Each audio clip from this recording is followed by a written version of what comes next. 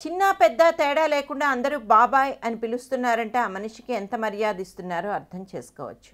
మరి ఆ పెద్దరికం చలపతిరావు నిలుపుకుంటున్నాడా? తన మర్యాద కాపాడుకోగలుగుతున్నాడా? అంటే లేదనే చెప్పాలి. ఆడియో ఫంక్షన్లలో చలపతిరావుకు మైక్ ఇవ్వాలంటే భయపడుతున్నారు. ఏమడిగినా ఒక బూత్ వదులుతూ భయపడుతున్నాడు.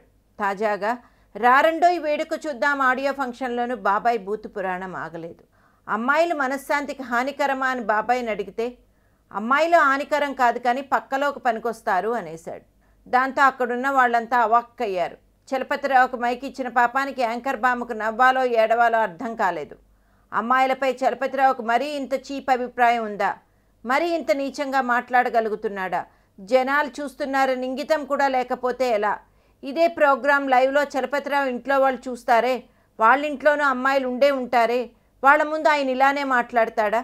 పెద్దరికం వయసులో ఉండదు, హోదాలో ఉండదు, అనుభవంలో ఉండదు. మనసు, మాట్లాడే తీరు, ఇతరులు ఇచ్చే గౌరవంపై ఆధారపడి ఉంటాయి. అది చలపతిరావు లాంటి వాళ్ళు గుర్తుంచుకుంటే మంచిది. ఇకనైనా ఆ నోటిని అదుపులో పెట్టుకుంటే ఇంకా మంచిది.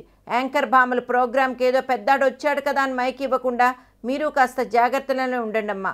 ఆ బూతులు వినడానికి మీకు సొంపుగా ఉంటాయేమో కానీ జనాలకు కాదు అంటున్నారు ఇండస్ట్రీ పండితులు.